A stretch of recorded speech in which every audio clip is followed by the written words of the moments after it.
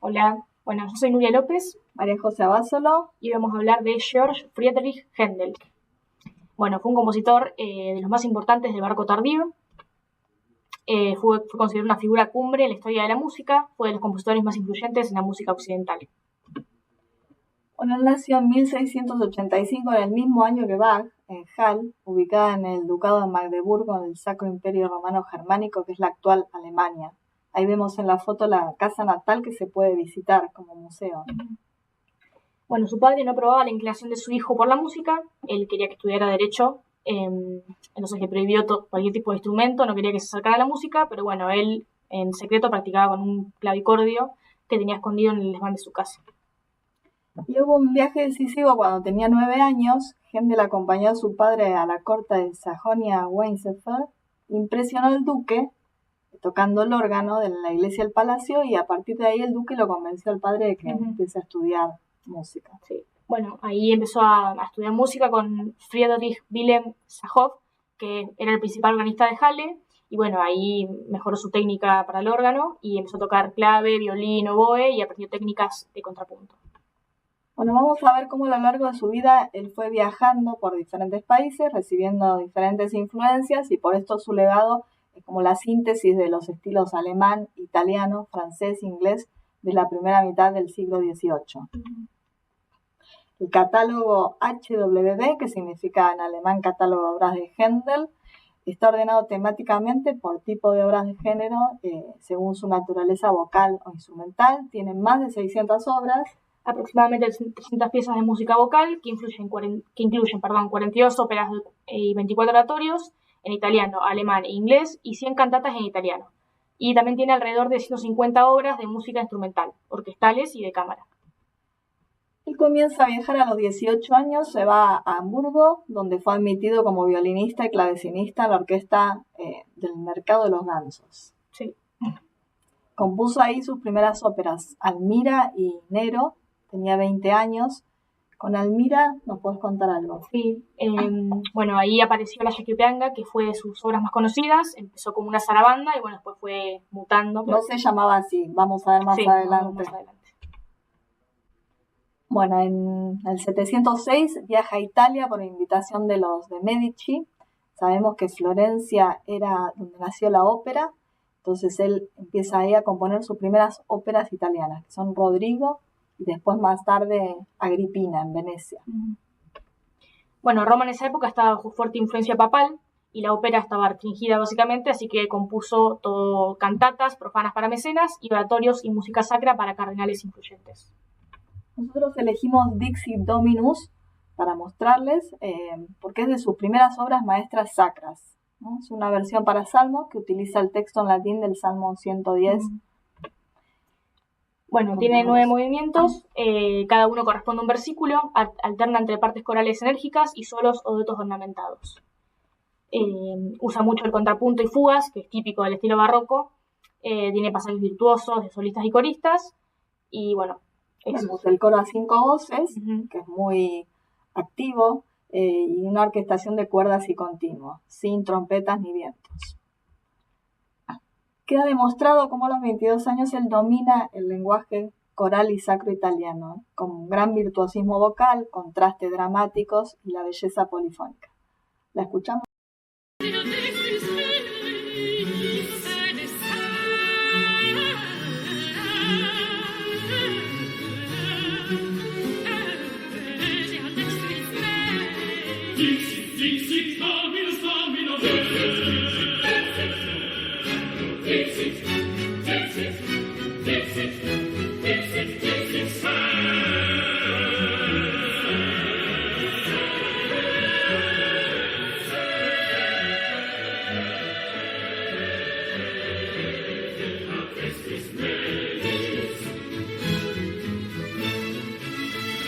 En 1710, con 25 años, él regresa de Italia a Alemania. Se convierte en maestro de capilla del que era príncipe elector de Hannover, que luego, años más tarde, se convertiría en George I de Gran Bretaña. Él tenía permiso para viajar a Londres en esa época. Los primeros años en Inglaterra, entonces arrancan en 1710, donde él estrena en Londres su primera ópera italiana. Esto es muy importante. Rinaldo. Sí, Rinaldo. Vamos, contanos de Rinaldo. Bueno, Rinaldo básicamente era más que nada interpretada por castratis. Bueno, participaron dos de los castrati más famosos de la época. Uno de ellos fue Niccolò Grimaldi, Nicolini. Y fue un súper éxito. Sí, de las más exitosas, por lejos. Sí. Está basado en un poema épico, Jerusalén liberada, de Torquato Di Tasso, un italiano. Claro, Almirena, que es capturada por la hechicera Armida, y Rinaldo, en su intento de rescatarla, también cae prisionero.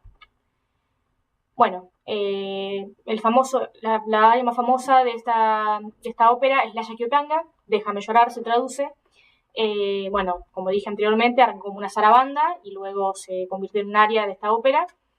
Y fue también la cantata de Lascia la spina cogliere rosa. Era la misma música, pero diferente letra. Esto es lo que le permitió a Händel hacer esta ópera en 2 semanas. Él reutilizó parte de su obra anterior. Sí, y también quiero decir que la Yaquiopanga es un aria da capo, que es algo que se usó mucho en esa época y quedó hasta el día de hoy, bueno, en la música académica, ¿no? Que es básicamente forma ABA, y en la segunda vez que se repite la A, se ornamenta. Eso es un estilo muy, muy usado de aria. Bueno, Rinaldo se estructura en 3 actos y la Yaquiopanga, no me sale. La Yaquiopanga, sí, es medio raro, sí. Se escucha en el acto 2 y vamos a escucharla. Dale.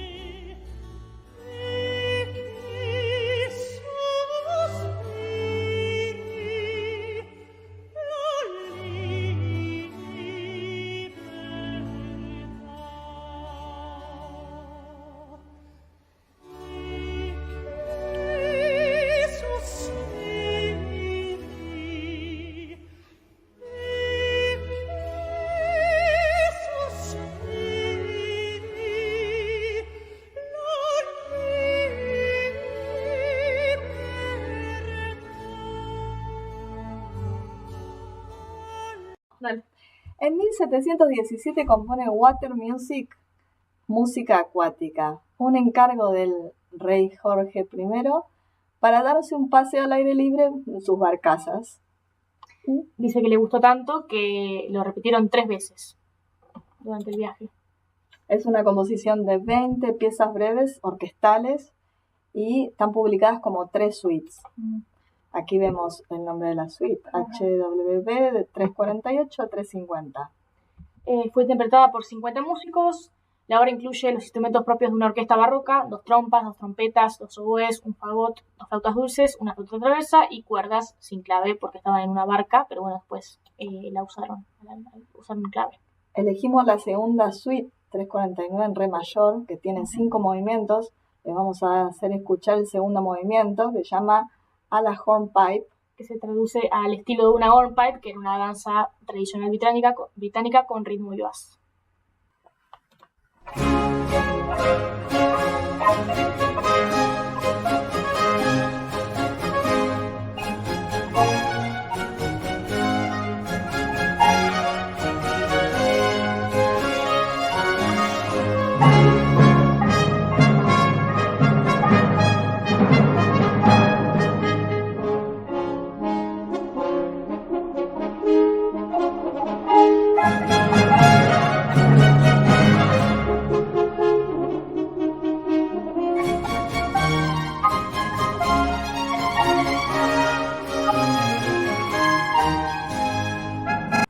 En 1727 fallece el rey George I, pero antes de morir había firmado el acta de naturalización de Händel, con lo cual se convirtió en el inglés George Friedrich Händel.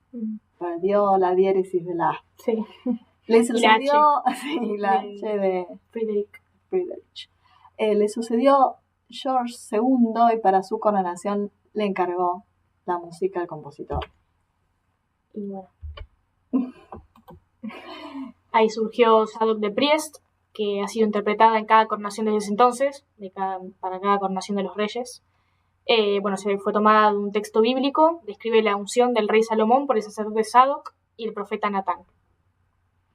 Tiene una orquestación de cuerdas, oboes, fagots, trompetas, timbales y un coro mixto, soprano, alto, tenor y bajo, sin solista, y es en re mayor. Tiene una duración de 5 a 6 minutos. No la vamos a mostrar completa, pero les contamos que se divide en 4 secciones. Primero una sección instrumental muy bonita, luego una explosión coral, que es la más conocida. Luego viene una tercera parte, que es un desarrollo coral, que a mí me hizo acordar a una parte en Mesías, que todavía no existía en Mesías. Y por último una repetición y el cierre de la obra. Vamos a mostrar la segunda sección, la explosión coral, y esa sirvió de inspiración a Tony Britten para el himno de la Champions. Y también otro dato interesante es que se usó para la última coronación del rey de Inglaterra, que fue Carlos III, si no me equivoco, en 2023. Así.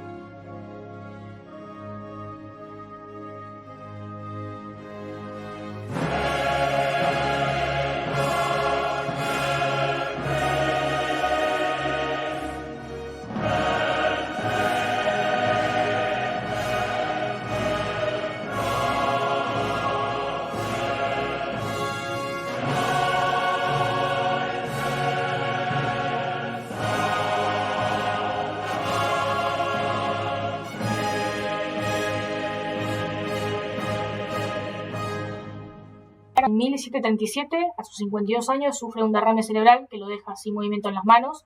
La gente pensaba que no iba a tocar, que no se iba a poder recuperar ni nada, y afortunadamente se recuperó y al poco tiempo creó su ópera Xerxes. 6 semanas estuvo en un spa. Y salió vivito y con ganas. Sí. Bueno, esta ópera es una mezcla de amor, celos y rivalidad. Está ambientada en la Persia antigua. En Xerxes innovó combinando elementos de la ópera seria y la ópera cómica, ópera seria versus ópera bufa, y fue un fracaso al principio, y luego más adelante, cerca del siglo XX, se hizo más famosa, y bueno, el área más conocida fue Ombra Mai Fu, que ahora hablaremos de ella. Bueno, la ópera contiene 3 actos, en italiano, con 26 números musicales, contando arias, recitativos, duetos y coros breves. En el acto 1 está el aria célebre, que es la que vos nombraste, Ombra Mai Fu. Y bueno, esta no gusta, tiene una letra sencilla y casi absurda, porque él alaba a la sombra de un árbol, el personaje que era el rey de Persia, Xerxes, y eso no le gustó para nada al público. Para nada. La traducción.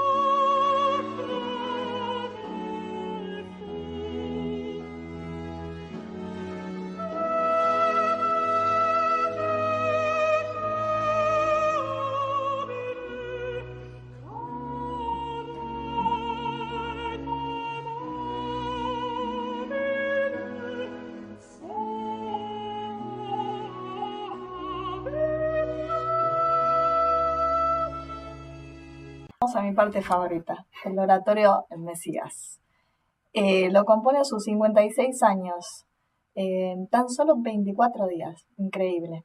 Es un oratorio en inglés sobre la vida, muerte, resurrección y gloria de Jesucristo. Si bien es bíblico, no está ligado a ninguna religión en particular, es universal. Bueno, fue un éxito inmediato en Irlanda y más tarde en Londres, y es la obra sacra más interpretada de la historia. No tiene una historia lineal, sino que está dividida en 3 partes que reflexionan teológicamente sobre Cristo. La primera, la profecía y nacimiento; la segunda, pasión y redención; y la tercera, victoria final. Bueno, contiene 53 números musicales divididos en estas 3 partes que vos dijiste. Sí. Comienza con una abertura francesa. Que la forma de la abertura francesa es por lo general A-B-A, que siempre la parte A es como más elegante y más lenta, y después la parte B es más fugada y contrapuntística. Y bueno, cuando vuelve a la A, vuelve a ser lento y elegante. Bueno, y después siguen arias, recitativos, coros, duetos, sinfonías breves. Händel utilizó una orquesta pequeña comparado a lo que hoy en día se utiliza. Posiblemente había unos 20 músicos, unos 20 coristas. Y ahora, hoy en día hay versiones como hasta de 3.000 coristas y bueno, músicos también, un montonazo. Lo más conocido es el Aleluya. Es un coro que cierra la parte 2. Es una de las piezas más icónicas de la música occidental. Tiene la tradición de ponerse de pie la gente, como dicen que se puso de pie el rey Jorge II. A chequear. A chequear. Bueno, la orquestación es con trompetas, timbales, oboes, cuerdas y continuo, clave u órgano, y con un coro mixto, soprano, alto, tenor y bajo. Soprano, ahí lo dicen. Te escuchamos. Dale.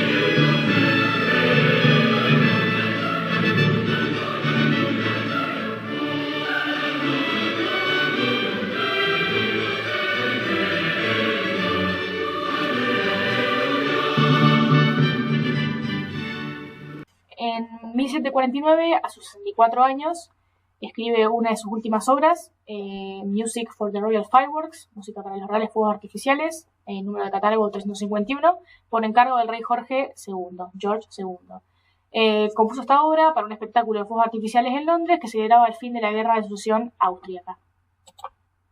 Bueno, es una suite orquestal.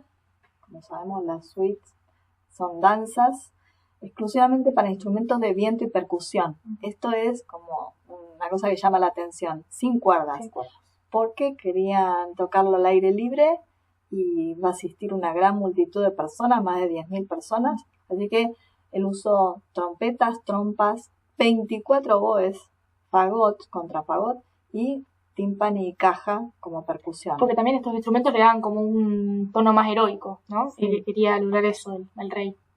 Marciales. Bueno, la suite consta de 5 movimientos y el cuarto movimiento es el que les vamos a mostrar, que es la Rejoissance, el regocijo. Es un movimiento muy festivo y popular.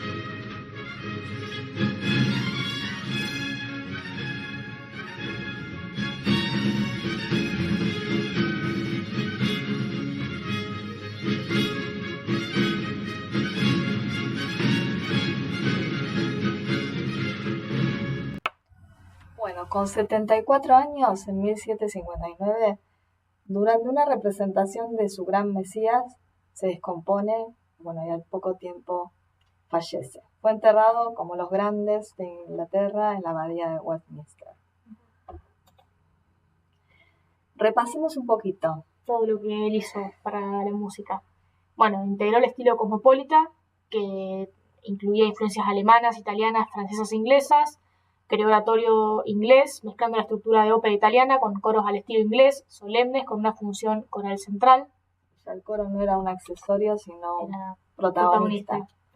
Y usó instrumentos no siempre típicos del barroco o los usó de formas innovadoras.